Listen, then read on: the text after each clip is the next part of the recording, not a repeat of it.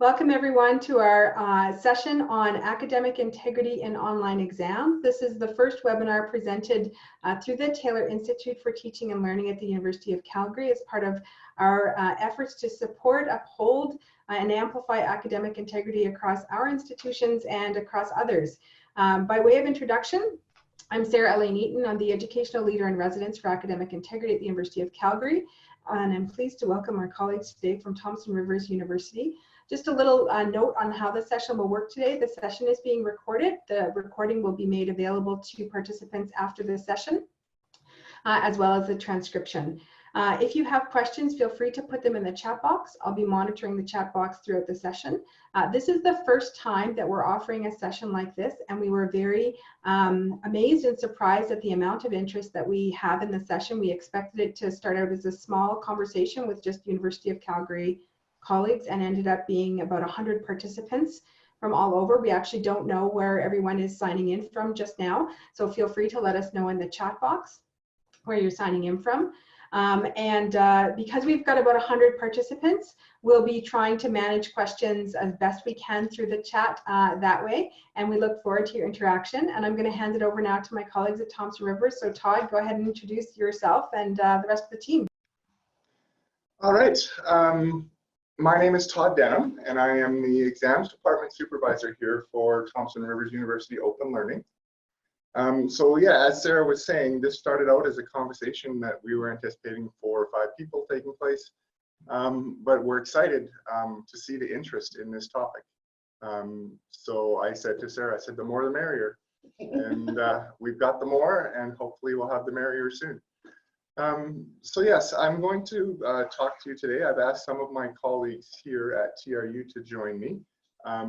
Just behind me here is Sarah Langlois, and she is the Associate Director of Delivery here at TRU Open Learning. To her right is Matthew Dick, and he is the manager, he is the manager of, that's Matt there at the back there. He's the manager of delivery here at TRU Open Learning. Over here is Wilma Dion in the red vest. She works in program delivery here at TRU, and she's also a representative on our Academic Integrity Committee here at TRU. So, and then last but not least is Paul Martin, and he is the Director of Curriculum Development and Delivery here at TRU. So don't hesitate to ask the really tough questions, because then I can just defer them to this wonderful group of people that's I've angled into joining me. All right, so let's just see. Well, why don't we just get started? I want to invite you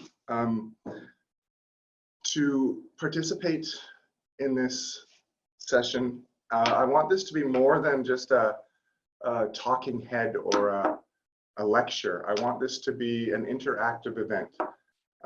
So if you have questions, please feel free to unmute yourself and voice your question. I will not be offended at all if you interrupt, as well as we will be monitoring the chat. So if you have a question to enter into the chat, please feel free to do that as well. So I look forward to interacting with you for the next little while, and let's get started. Sorry? Got a former student there. Former student. Nice.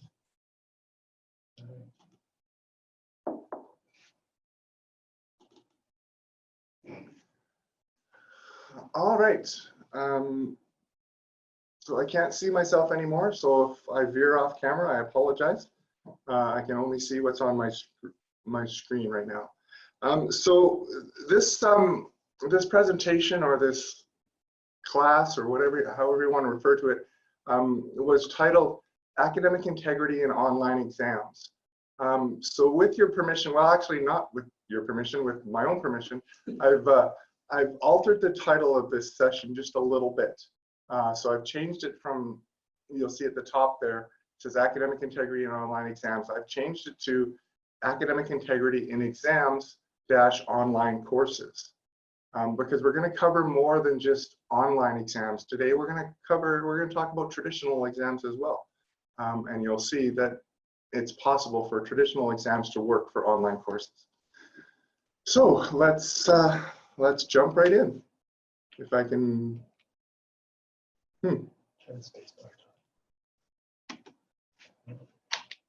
I can't get my screens to move, and I don't know why. So just bear with me. We're going to grab our technical expert because it doesn't.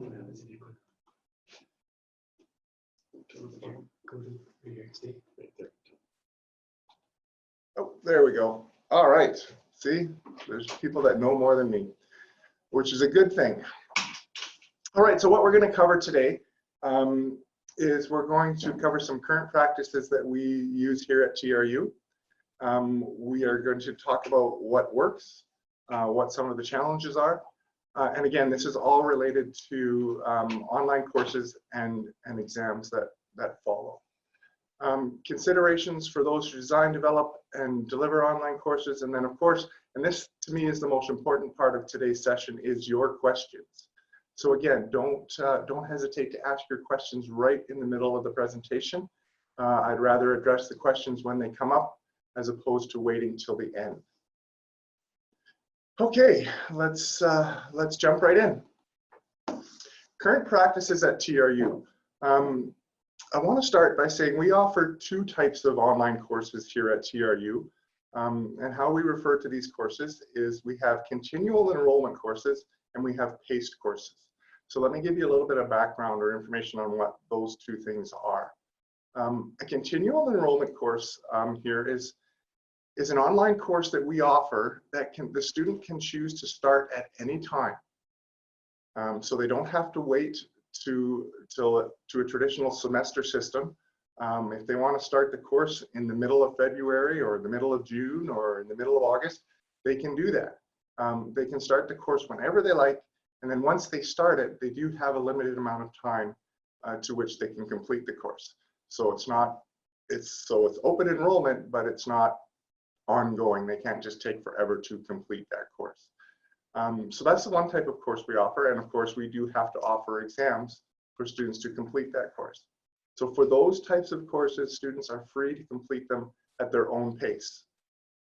So I anticipate that many of you out there who may be starting some online courses will fall more in the category of what we call paced courses. And these paced courses are what we offer that have a fixed start and end time. So they run more on the traditional semester system. They'll start at the beginning of September, or they'll start at the beginning of January, or they'll start at the beginning of May, and then they'll run for 4 months, and then every student in that course will finish at the same time. And again, we do have to then offer exams for those courses as well. So the way we offer those exams differs depending on what type of course the student is in. What I also wanted to tell you, and I hope that many of you out there will potentially breathe a sigh of relief on this, is that just because you're running an online course doesn't mean that the traditional paper exam will not work for you. TRU Open Learning, and prior to that, BC Open University have been running online courses for well over 25 years. And up until just recently, we've been using just the traditional paper exam. So what I mean by that is the whole course is conducted online, but at the end of the course, to complete the course, the student has to show up at an approved invigilation center and take their exam in person. So that format still exists. It is still common practice out there with the universities that are running online courses. So this may be an easier way for you to start. You may want to jump right in full hog and do an online exam for your course, but don't be scared away from running an online course by the fact that you think you have to do an online exam as well. You can certainly do a traditional paper exam. It does work. And then of course, we do offer as well online proctored exams. So if that's the area you want to go into, we'll talk a little bit more about that later. But both of these options work really, really well for us. It's like I said, it's been about 2.5 years now that we've been offering the online exam, and it is slowly more and more students are taking advantage of that. But still, a majority of our students do the traditional paper exam where they show up in person, they sit down, and they write the exam the same way they would as if they were taking a campus course. Todd, we've had a couple questions come in. Yeah. So Sure. Yes. So someone's asking, are your continual enrollment classes fully online? And then another question is, do your continual online classes have formal instructors? Yes and yes. The continual enrollment courses are fully online, and when a student enrolls in a course, they are assigned an instructor. So it can be challenging for those instructors in that they may have 40 students or well over 40 students in their course at any one time, but all of those students have started at a different time. So the instructor has to manage that students are at a different pace in the course. And even if a bunch of the students all start at the same time, because one of our mandates at Open Learning is you can complete the course at your own pace, some of those students may take a month to complete that course. Some of those students may take 6 months to complete that course. So it is a challenge for our instructors to manage that, and that every student in those continual enrollment courses are working at a different pace. Does that answer those 2 questions? It does. We've had quite a few questions come up in the meantime. I Okay. think you're going to talk about fees later in the session, right? We've had a couple of questions come up about fees, and then a couple of other questions about do the students in PACE courses have the option of taking an online proctor exam? I think you're going to be covering some of these throughout the session, right? Yes, I will cover those. But if in the event that I don't and I get sidetracked, I'll definitely come back to those questions. So if I could, sorry? Oh yeah, Sarah's going to, Remind you. BC Sarah is going to remind me of those 2 questions. All right, so let's, was there any other questions out there, Sarah, or are we good to move on?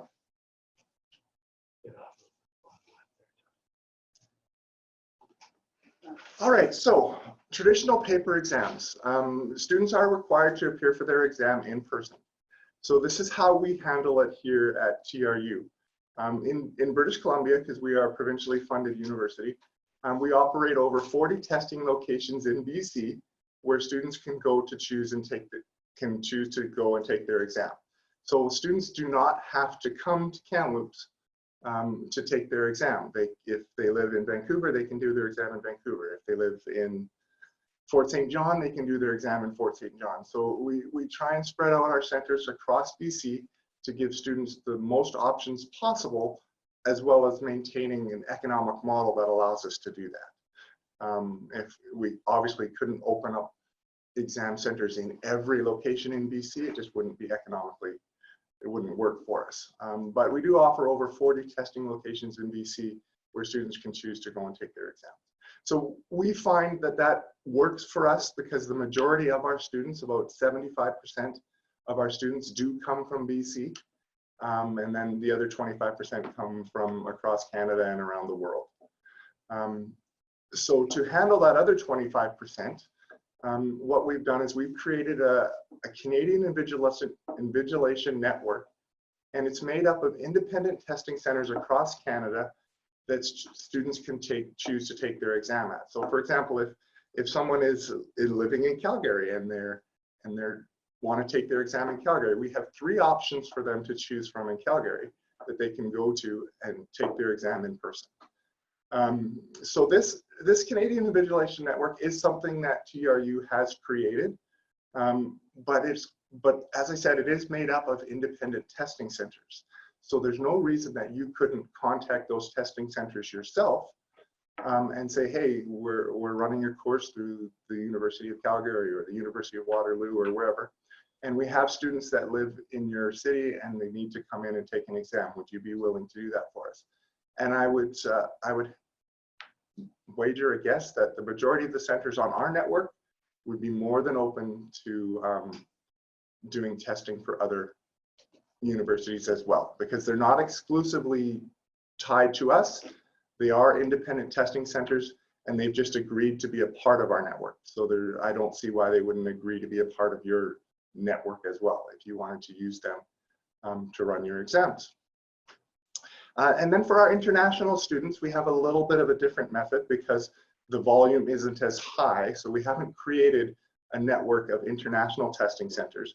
We have sort of a off the record list. If a student calls us and says, hey, I'm in Tokyo, where can I go and take my exam? We'll say, well, we don't have an official center there, but here's a place that students have used before. You may want to contact them.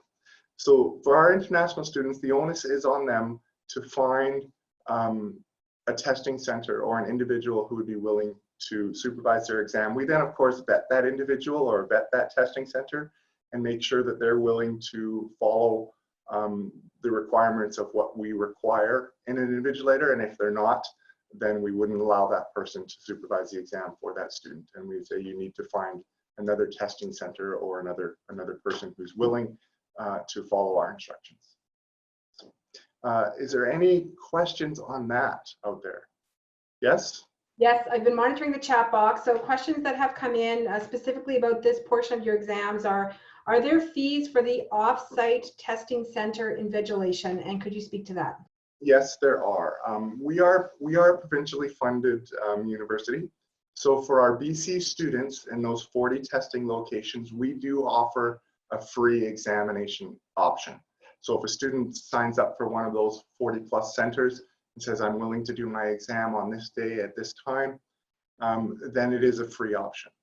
Now, for students who want to do their exams outside of BC, we don't fund those exams. So yes, depending on which invigilation center they choose, they would have to pay that fee at that center. But we make this known to students up front. It's not something that they're shocked with at the end of the course.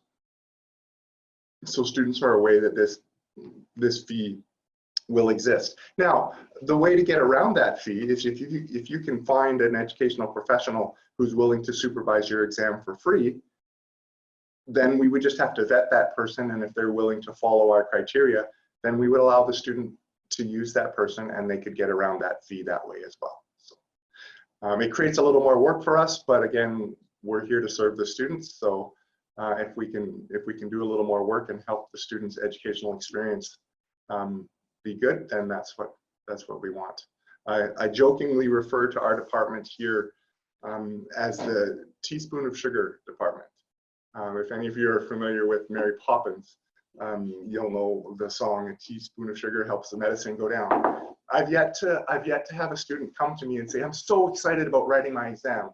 It's one of those things where it's a necessary part of completing the course, but nobody really looks forward to it.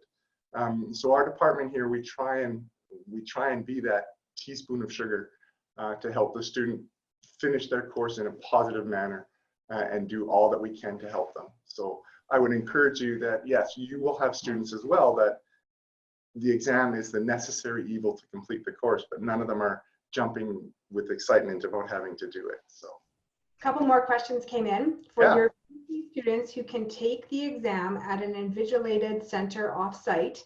Yes. Is there a fee to the university for that? That was one question. And another question that came up was, are the invigilation centers, are they private businesses or institutions? Like, who are these invigilation centers? Okay. They are recognized institutions for the most part. They're not individual. So somebody can't just set up a shop and say, hey, I'm going to offer invigilation. My name is Joe Smo. We wouldn't add them to our network. They have to be an approved testing center affiliated with an institution that we would trust. So for example, in Calgary, we have 3 testing centers, and I apologize, Sarah, we don't have the University of Calgary on our list. We have Bow Valley College that students can go to. We have SAIT that students can go to, and then Athabasca University has a shop or a storefront or whatever you want to call it in Calgary where their students go and do their exam, and they've agreed to be part of our network as well. So those are the three options that students have in Calgary. We have far more options in Toronto. I think it's 8 or 9 options we have in Toronto.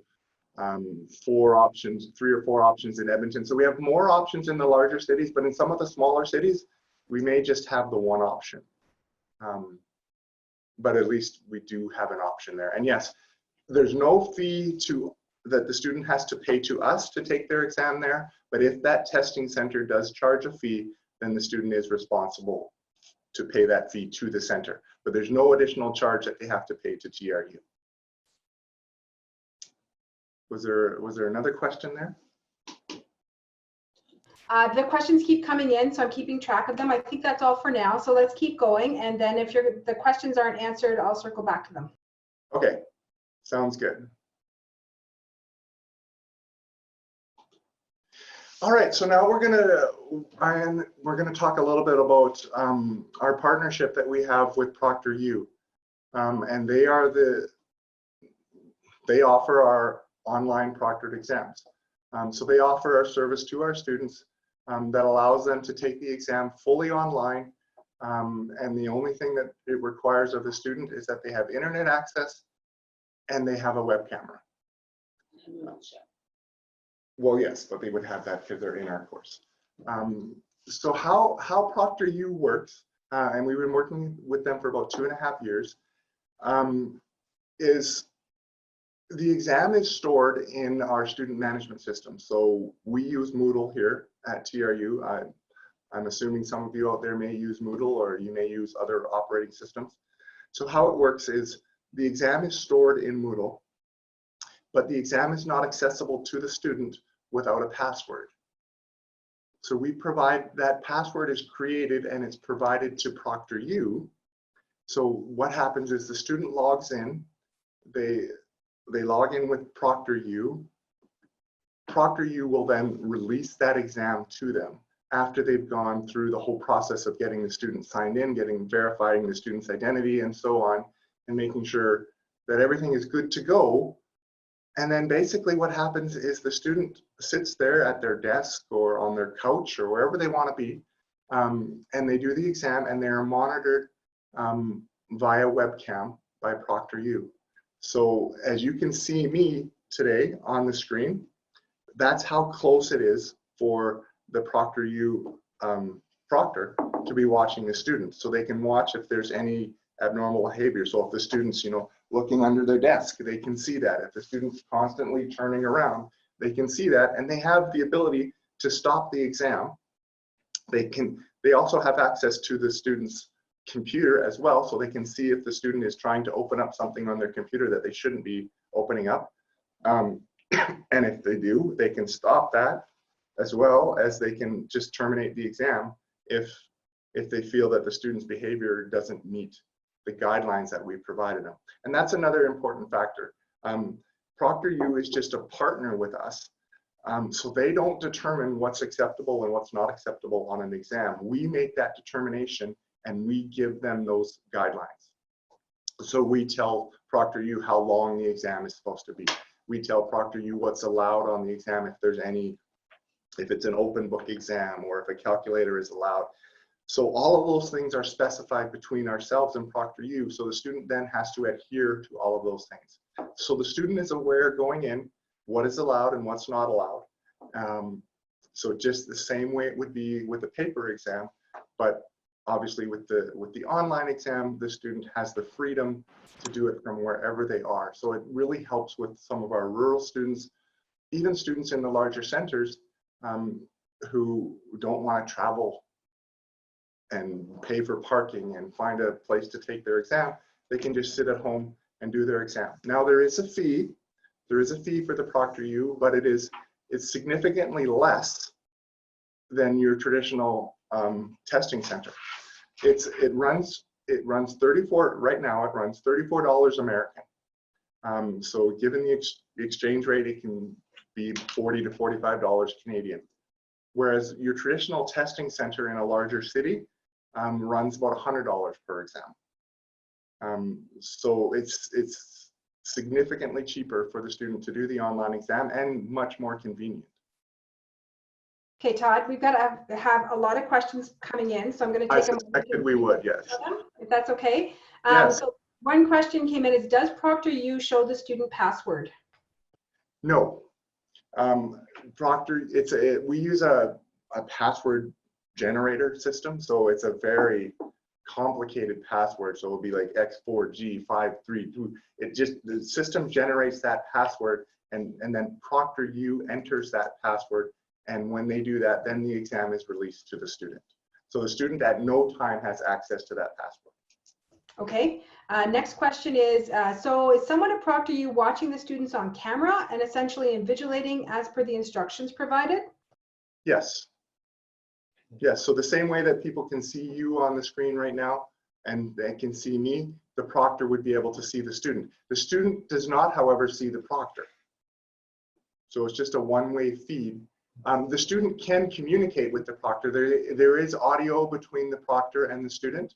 So at any time, the student can communicate to the proctor and say, hey, I'm having a problem here, or whatever, or I need to go to the washroom. We do allow washroom breaks. It's a basic human right.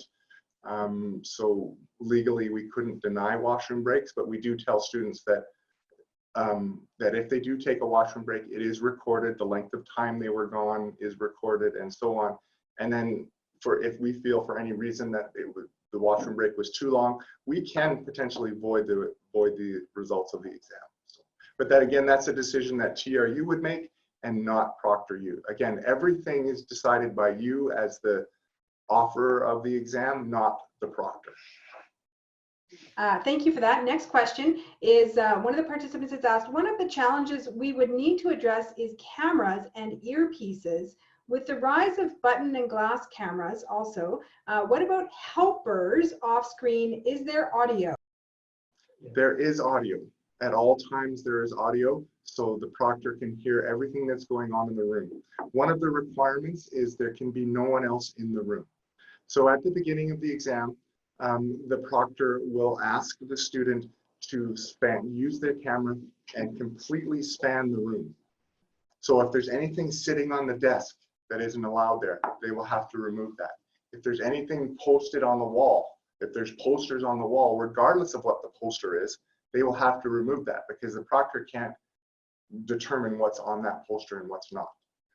So yes, there's a thorough process before the exam even begins to make sure that the exam environment meets the requirements that we've stipulated. Okay. Yeah, Matt's going to jump in here as well. Just to add to that too, so one of the really neat features about Proctor You is something called Live Plus, and that's a service we get from them. So the idea is that we have a human invigilator watching the student write their exam, which is good. But in the background, there's artificial intelligence also doing active monitoring. So, because you can imagine an invigilator, I think they cap it at 6 people, so they're watching 6 people at once. But what they have is a program that is monitoring background audio levels. So if somebody's talking to somebody during the exam and the proctor doesn't catch it, the program does catch it and will alert the proctor that there's somebody in the background talking. Or if there's, suspicious eye movements, they can monitor that sort of stuff as well. So it's sort of a complementary supplement to the human proctor in the background. So just wanted to add that bit as well. And the proctor also has, behind the proctors, they have 4 or 6 people on the screen, but they have watchers who walk up and down the back of them who are there to help if they have a problem so that they're not distracted from the other students that they're watching. If they have a problem, they can pass this one person over to get a closer look. And then the watchers have managers behind them. It's quite an impressive setup. Yeah, we had the privilege of, before we decided to go with Proctor You, we had the privilege of visiting one of their facilities in Northern California. And it's quite a slick operation. So the proctors have proctors. So the proctor who's watching the student, there's someone watching them, making sure they're doing their job. And then there's a third level of watchers making sure that they're doing their job. So it's a 3-prong. There's 3 levels of proctors basically dedicated to the student. And at each level, they're making sure that the other proctor is doing their job. So that's, it encouraged us to go with them, whereas we had investigated other proctoring companies where it was just one proctor doing it from their home. And so if they decided to disappear and do something on their own for a while, the student would have free access to do anything. So these proctors are in official proctoring centers. It is their job. They're trained on what they do. And again, there's safeguards throughout the whole system to make sure that what the client wants, and we're the client, is being upheld. Okay, I've got 8 questions in the queue for you. 80? So one of them is, we've had students cheating by keeping notes under their laptops. How would Proctor You prevent this? Well, again, the camera is on the student. So as you see me, Proctor You sees the student. So if my notes are under my laptop, I would have to lift my laptop, and Proctor You would flag that, as well as the behind the scenes artificial intelligence would flag that as a not normal movement. They will also use reflective surfaces. So like your phone or a mirror, to have you scan your laptop to see if there's sticky notes posted around it, that sort of thing as well. Yeah, Proctor U's been doing this for a number of years, and they have a team dedicated to preemptive cheating methods. So they have a team out there that is actively out there trying to come up with new ways to cheat, so that they can anticipate the students out there coming up with new ways to cheat. And so they train their proctors to be aware of these things before they even happen. Okay, next question is, have you had over-reporting of suspicious behavior by moderators with Proctor You? What are the AI challenges with using this system? I presume that AI there means academic integrity, not artificial intelligence. Sorry, can you repeat that question? Yeah, it says, have you had over-reporting of suspicious behavior by moderators with Proctor You? What are the AI challenges with using the system? That's good stuff. Nat, you Oh, wanna- do you want me to talk? Okay. No, quite the opposite. We tend to not get nearly as many academic integrity cases with this system. And I have some stats that they've provided with me that I think can speak to this a little bit. The first one is that about 50% of exams have unpermitted resources removed at the beginning. So often phones, notes. So during the setup, they really make sure that they make the area clear of potential infraction. So that's about 50% of exams. About 28% of exams have what's called an active intervention. And that's what Todd was talking about, where it's sort of a proactive approach to, hey, eye movement's really erratic here, and a scan over there. So that again prevents it escalating to cheating. And we've only had about 1% of our exams actually with a academic integrity incident, where in-person exams have a higher number. So I would say that they don't tend to report as many, and we have some ideas about why. I think Todd's going to get into them, about why we think there's a big disincentive to cheat using these systems, with stuff like people don't want their picture taken if they're going to be cheating, if it's a contract cheating case. So we think that that's one method, but I think Todd's going to talk more about those as well. Yeah, a big difference that we found is that one of the advantages to the online exam is the whole exam is recorded. So in a traditional paper exam, if a student is cheating, it can potentially become a he said, she said situation where the invigilator says, well, I think the student was cheating, they had notes in their pocket, and the student denies it, says, no, I didn't have, I don't know what they're talking about. And then it just becomes a who you're going to believe situation in the end. Whereas with the Proctor You, the whole thing is recorded.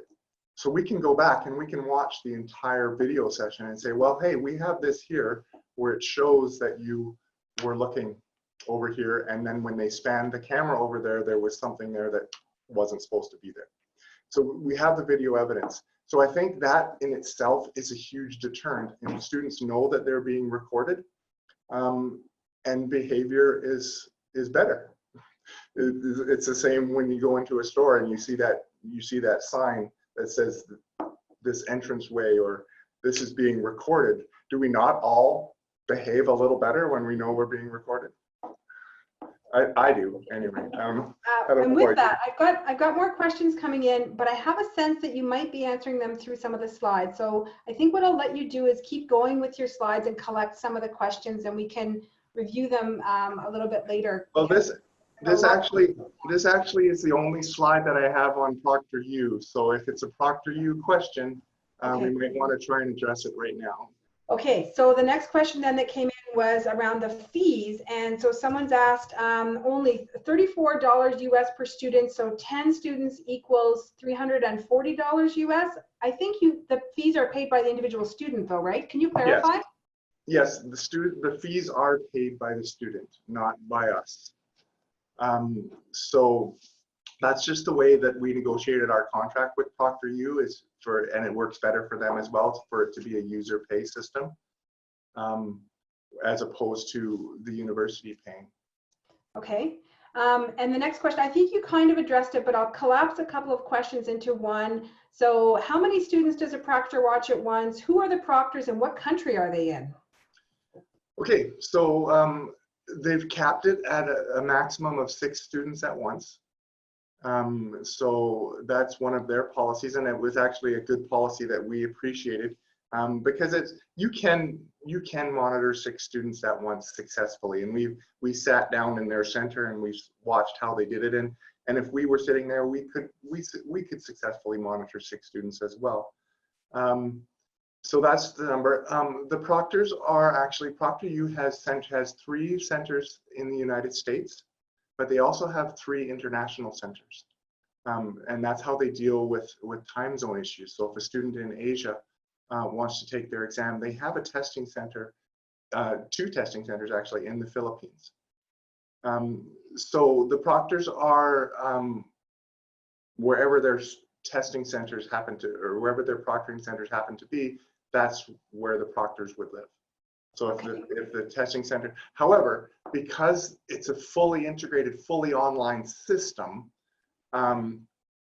if you're taking the exam in Asia, that doesn't mean that you're going to get necessarily a proctor from the Philippines. You could get a proctor from a California operation. So the student doesn't know where they're being proctored from. So there's no way for the student to then try and contact their proctor and say, hey, I got an exam coming up. Is there any way you can make it so you proctor my exam? There's no possibility of that with Proctor You at all. It's completely random. And because all the centers are totally interlinked, if one center goes down, like if there's a power outage in Northern California, they're able to immediately transfer that students to another center. So there's no disruption to the student. The student just continues on. The proctor may have changed, but the student doesn't know that. Okay, so that leads nicely into the next couple of questions. I'm going to again collapse them down here. So they're about FOIP. And the questions coming in are things like, Proctor You would also have information on a US server. Isn't that a FOIP problem? Are there any FOIP concerns in terms of FOIP? Do students have to sign some kind of agreement first? Yes, Proctor You is an American company, and yes, the information would be stored on an American server. The student does have to sign a waiver, allowing their information to be stored on an American server.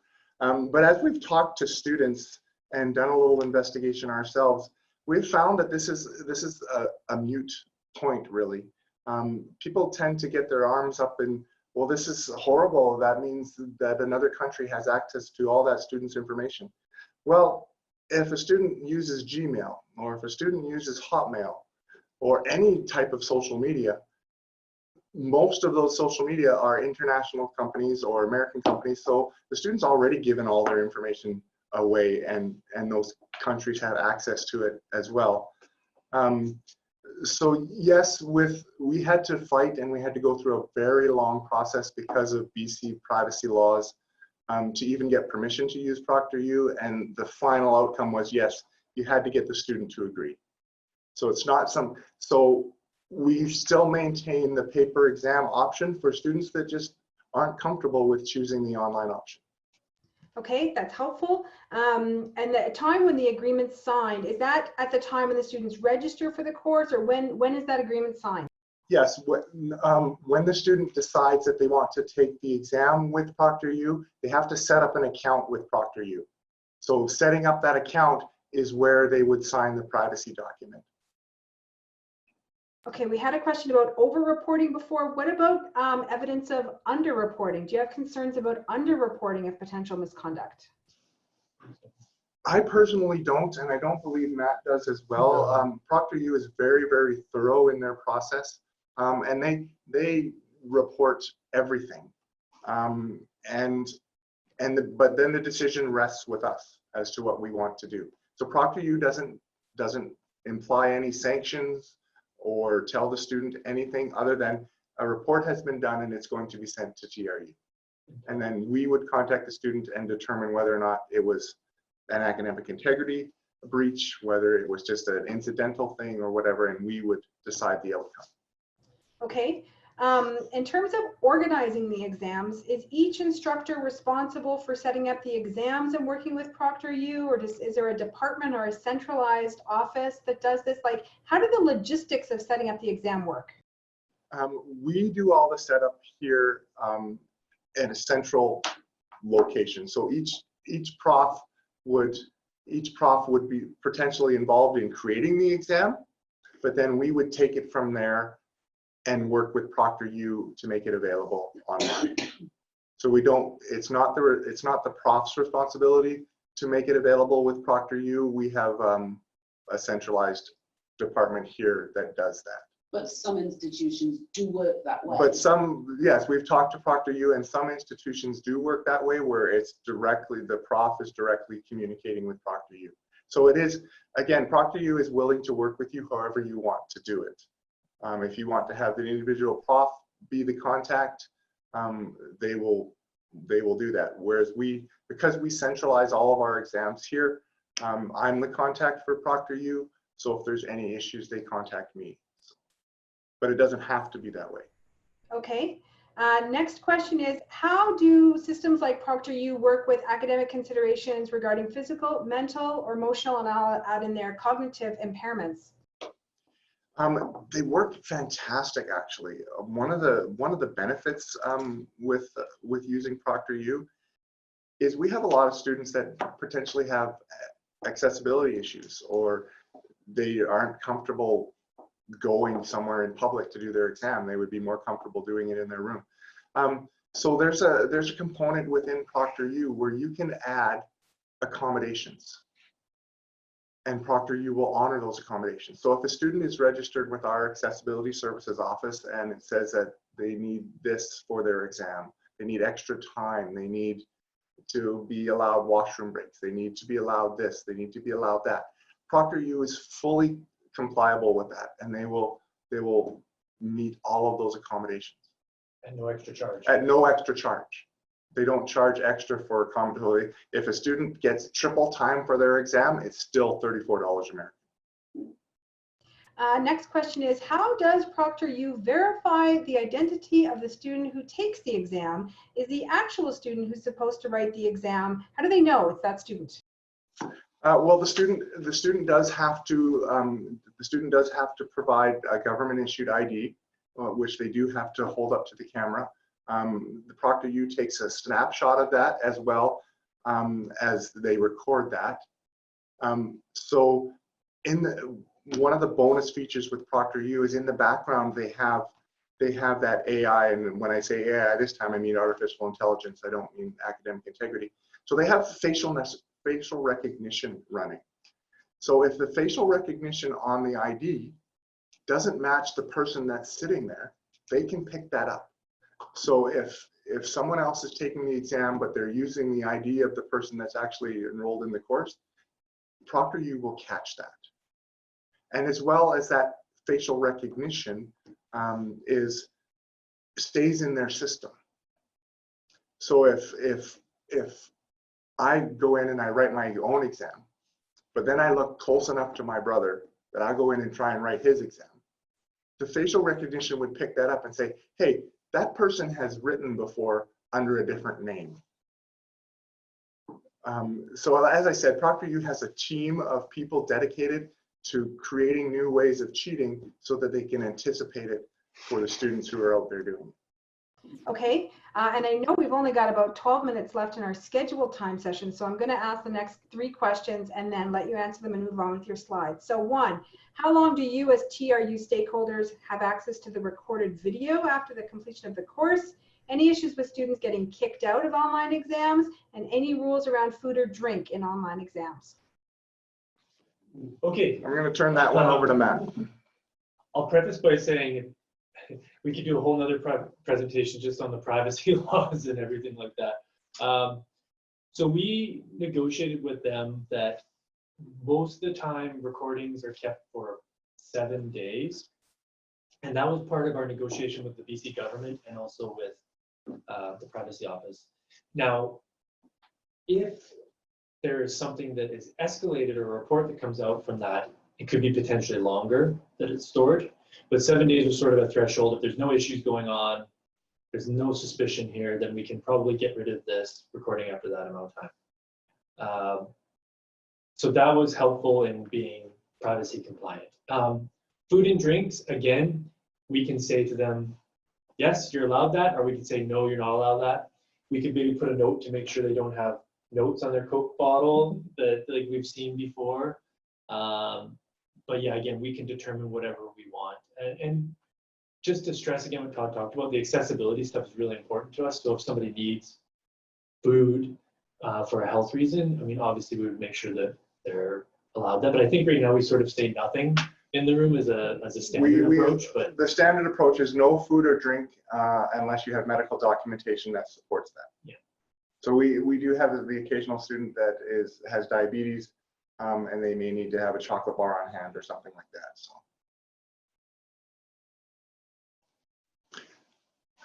All right. Was there another question, Sarah, or should we try and move on here? No, I think that was it. And if I've missed anybody's questions, then please repeat them in the chat box, and I'll keep track of them and ask them as we go along. Okay, let's keep going. Okay, so what works? Basically, both types of exams work. Traditional paper exams work, and online exams work. It is dependent on the vigilance of the person and the online proctors. So what we've experienced over years is, as long as you maintain a stringent list of instructions and expectations of your invigilators and expect them, and more than expect them, they have to follow your instructions. If they're not willing to follow your instructions, you simply do not approve them as an invigilator. Because if you don't maintain that strict set of rules that the proctor has to follow, then it leaves leeway for students, and it can promote an academic integrity breach. So we have developed a very stringent list of instructions and expectations for our invigilators, and we don't waver on those. So I would encourage you that if you're going to use an online proctor or an in-person paper exam proctor, that you develop your list of what you expect, and you don't waver. And you say, this is what we expect. If you cannot provide that, then you cannot supervise the exam for our student.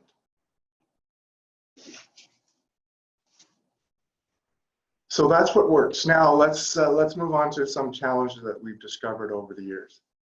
I have a statement on here that says, academic integrity is not the highest priority for some students. And what I mean by that is, there are students out there where the result is more important than how they get there. So if they feel they need to cheat to get a better result, they may try and do that. And one thing that I hear from students is, it's not wrong because everyone is doing it.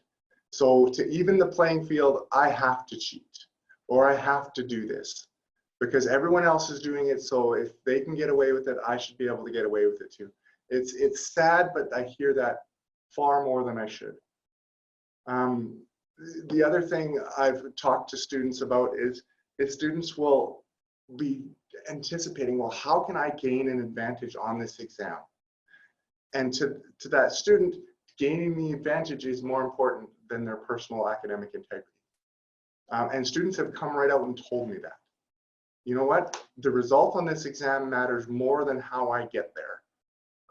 So if I can get away with cheating, or if I can, I'm going to try. And I've had students freely admit that to me.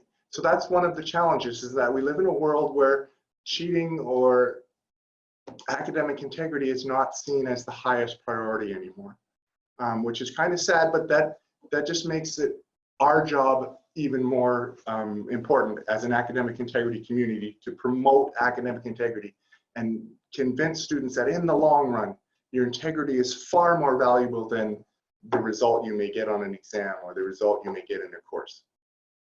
So I think it falls on us as educators to try and communicate that to students. Another challenge, and many of you will be aware of this, is there are contract cheating companies out there. In the olden days, it would be, you know, if a student wanted to cheat, they were on their own. When I was a student, I never heard of anything like this, contract cheating companies, but they're out there. So there's companies out there that are targeting students to help them cheat, providing ghostwriters for exams, creating fake IDs. This is a very unfortunate circumstance, but it does exist. So it exists at the exam level, it exists at the assignment level, it exists at the coursework level.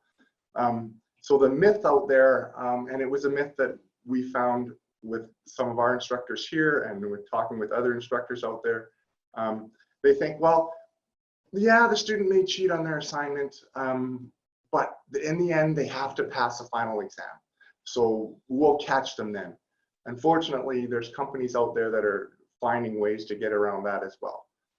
There's companies out there trying to get a hold of the exam ahead of time and providing it with the students, providing it for the students.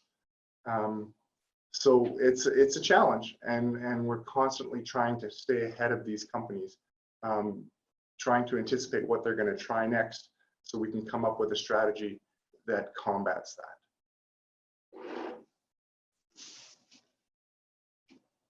We're almost out of time, so I'm just going to keep going here. I apologize if you've asked a question and I just don't have time to get to it. We do have a couple questions that have come in. Is it okay if I ask them now? Sure. Okay, one is, have you had any students getting kicked out of online exams? Yes, we do. Occasionally a student will have technical issues where they'll lose their internet connection. And yes, they will get kicked out of an exam. So we have to deal with those as one-offs. So depending on how far along they were in their exam will determine what we do to assess that student. Okay. Or give them another opportunity to write. Okay, and one other question here is, have you seen an increase in academic integrity issues with the increase in international students, in brackets, cultural norms?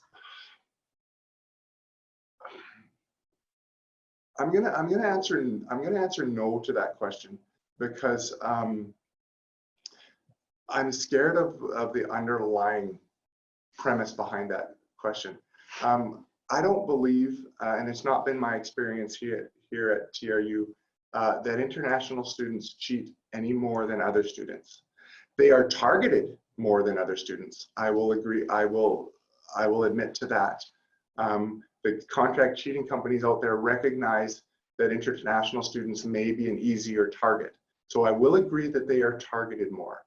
But I don't believe that they have a increased propensity to cheat more than anybody else. Great, thanks for that. Those were all the questions for now. Please keep going. Okay, so I just have a slide here, cheating on the invigilated exams. Students will cheat and they will find new ways to cheat. And each time we shut down one method, they'll come up with another one. And again, I attribute this a little bit to the companies out there that are helping students do this. We still find the old-fashioned cheat sheets where the student sneaks in a little tiny folded up piece of paper and they're in their pocket and they're reading it. We still discover that. So that was around back when I was a student, back in the Flintstone days.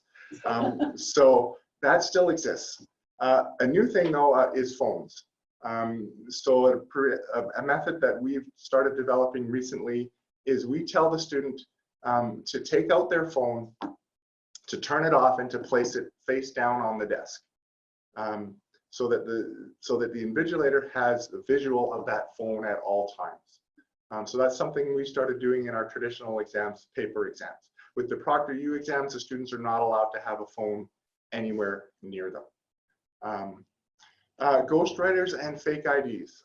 So we do have companies out there. We've been following some social media chat where companies will say, we're going to charge you more money to take a Thompson Rivers University exam because it costs more money to create a fake ID. So what we've implemented in the last year or so is we now have ID scanners that we operate at some of our centers, where the student has to run their ID through this scanner, and it will verify whether it's authentic or not. So if you've ever been through an airport and you've run your passport through that scanner, we have a similar type of thing. So we started scanning IDs to try and stay ahead of the students out there or the companies out there that are creating fake IDs. Smartwatches are another big thing. So we no longer allow students to use any type of digital watch in their exam. It has to be an old-fashioned rotary watch if they want to wear it. If they're wearing any type of digital watch, it has to be removed and put away.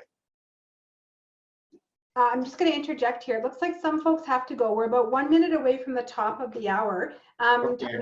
Folks at TRU, are you okay to keep going for another couple minutes, and we'll keep the recording for anyone who has to go? Yes.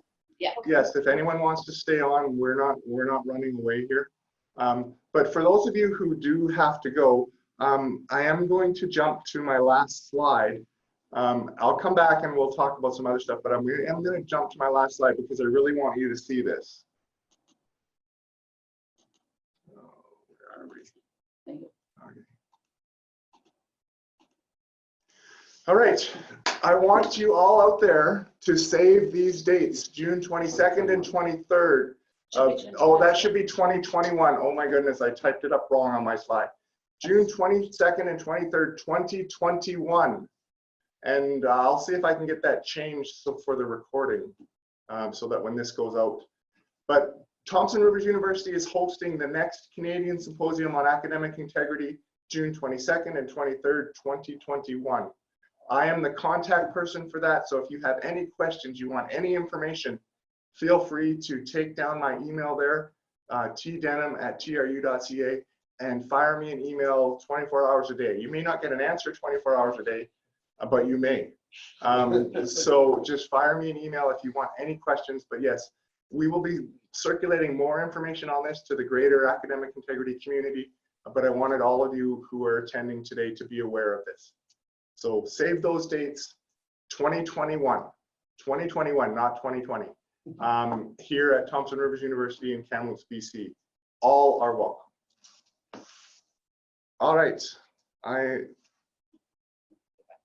let's go back. For those of you who are able to stick around, I'll just run very quickly through this. This is sort of the last thing that we were going to talk about today. Considerations for those who design, develop, and deliver online courses. I would encourage you to create your own unique exams. Create them so that it fosters personalized critical thinking from the student. So I didn't put this in script on here, but I'm going to say it. Stay away from test bank exams. Stay away from questions that are out there that students can access. And then you're accessing them and just putting them on your exams. Take the time to create your own personal exams. So as I put there, move away from cookie cutter exams. Another thing that we've done here, and it works well, is multiple versions of exams. So if you have a large number of students writing an exam, perhaps create more than one exam. So that when you have, if you have 100 students sitting in a room taking their exam, the students, you have 2 or 3 versions of that exam distributed throughout the room. So the person sitting next to the other person is taking a different version of the exam. So it removes the temptation from looking over at your friend's exam. And then one of the bonus features that we were able to implement with Proctor You is a randomized online exam. So at the start of the exam, we have a bank of questions, and at the start of the exam, the system just creates a random exam. So each student gets their own exam. It's totally random. So a student can't take the exam and then tell their friend, well, this is what was on the exam, because that for the online exam, that other student will get a totally random version of the exam, so it won't be the same. So that's a bonus feature that we were able to work out with doing our online exams. All right, so that brings me to the end of what we were going to talk about today, and I'm sorry that I had to rush through some of it, but I'm not sorry in a way, because I really wanted this to be an interactive event, and I wanted to get to your questions. Yeah, we do have more questions. Okay, well, that's this slide right here. Any questions? Okay, terrific. Yes, some questions that came in. How are diagrams and figures accommodated for online? For example, large tabloid-sized diagrams/drawings. We don't have our production team here, but basically it depends on the limitations of your LMS, right? So Moodle has some functionality that can do this. Blackboard Day, Canvas does, Desire to Learn. So it's really more dependent on your LMS system, but Calamity. No, yeah, so it can do it. We will say up front though, with Moodle at least, a challenge has been math. The math editor in Moodle is unfortunately not that great. So we've had a little bit of resistance with math exams, but I don't think it's an insurmountable problem, because there is an equation editor. It's just not the best. So we've been looking at solutions for that. Okay, that's helpful. Thank you. Next question is, can online exams be oral exams? Yes, I don't see any reason why they couldn't be, because there's the constant yeah, you would have to get the oral instructor involved in the process. So they would have to link in the same way that the student links in. But yeah, I don't see any reason why they couldn't be. Okay, thanks for that. And then there's a question about file sharing sites.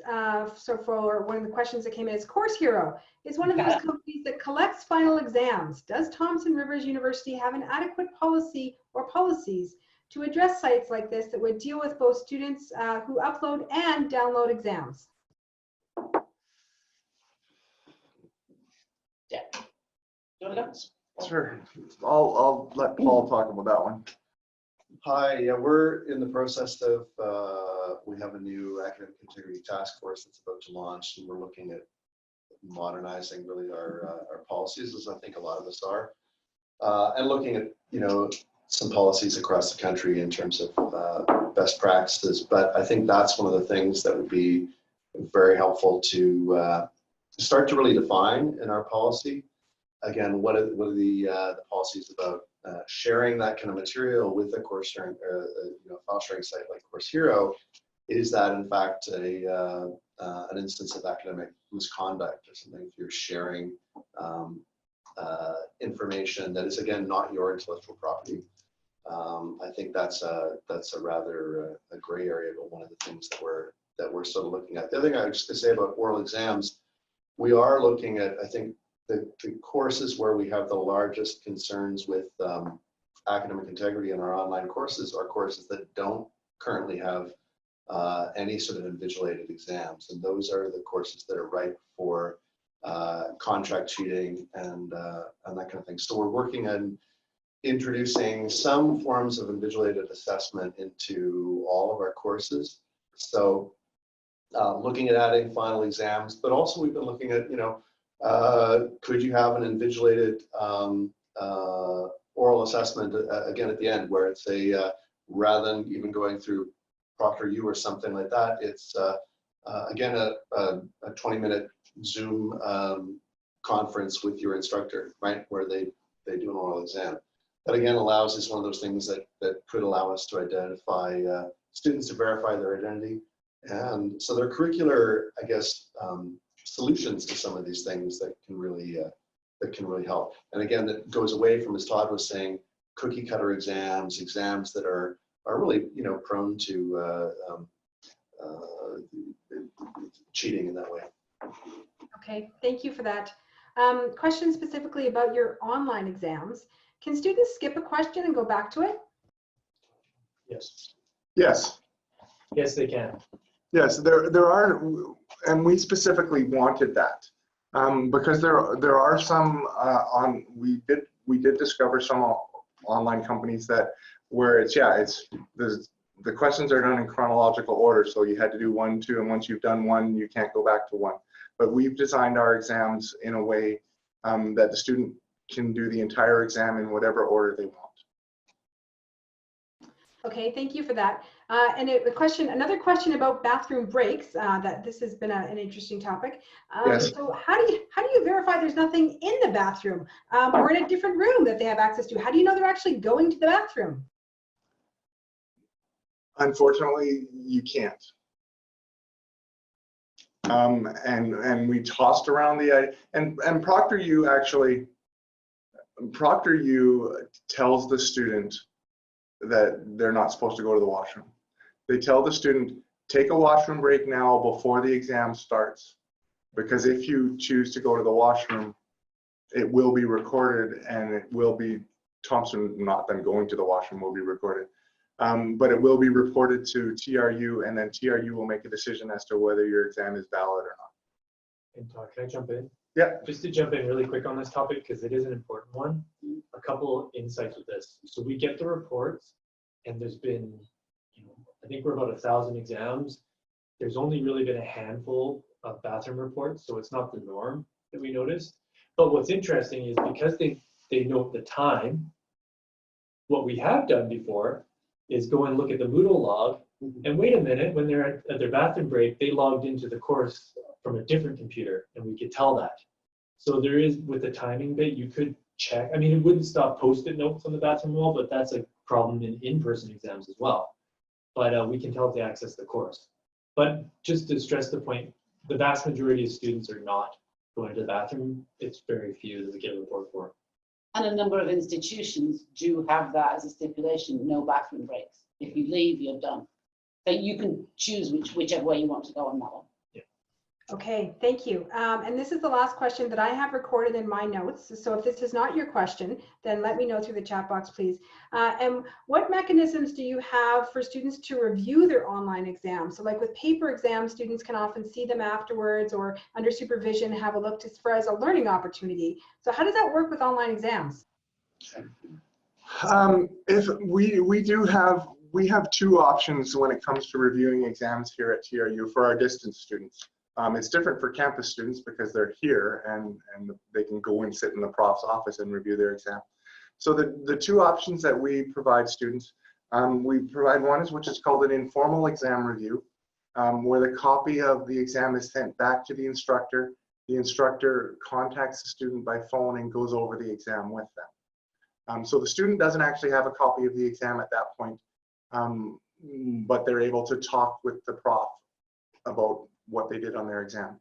The second option that we provide to students is they can actually review their exam in person, but it does have to be done in a supervised environment with an approved supervisor by TRU in the room with the student. So for example, because we're distance education, our professors are not required to live in Kamloops. They can live wherever. So they may have a student in Calgary taking in a course from an instructor who lives in Vancouver. So facilitating a meeting between those 2 would become very difficult. But the student who lives in Vancouver could go into one of our testing centers that we have there and physically view their exam while they're being supervised. So some of the rules around that is they're not allowed to write notes or take notes.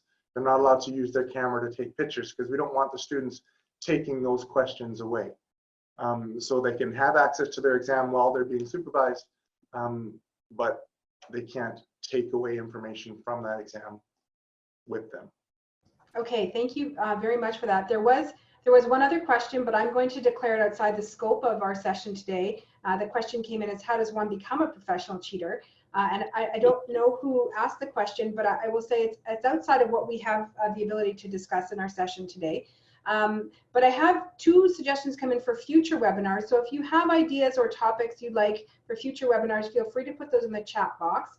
I think we're pretty much at the end of our time here, but I wanted to give the last word to our folks, our friends at Thompson Rivers University. Thank you for doing this session. I'll say we're very, very grateful. I think we've all learned a lot. What are your closing comments and thoughts? My closing comments or thoughts, and I think my team will echo it here, is we're excited at the interest in this topic. And I am personally willing, and I'll say my friends are personally willing as well, to continue the conversation. So I will put, where are we? Button. Yeah, right. Like, I will put that last slide up again, announcing the Canadian Symposium, but at the bottom of that slide is my email. So don't hesitate to contact me if you have questions still that weren't answered for you today. I'm more than willing to correspond with you, whether it be Zoom, whether it be Skype, whether it be a phone call, whether it be just email. I'm open. This is academic integrity is my passion right now. So I will engage in this conversation with anyone and everyone who wants to talk about it. So if you have questions that weren't answered today, please contact me. Flood my email. I'm more than happy to take your inquiries, and we can set up a phone call, we can set up a Skype conference. I'm more than willing to do this again if we want to have more of an informal thing where it's just questions. I'm totally, I'm losing my voice, but I'm totally open to that. So by all means, contact me. And for those of you who will be attending, coming down to Portland in a few weeks, snag me down there too, and we'll continue this conversation. All right, thank you so much, everyone at Thompson Rivers, for sharing your expertise and wisdom on this topic. We appreciate your time today. Thanks, everyone, for being here. We'll end this session there and keep you informed about future webinars. Take care, everyone. Bye.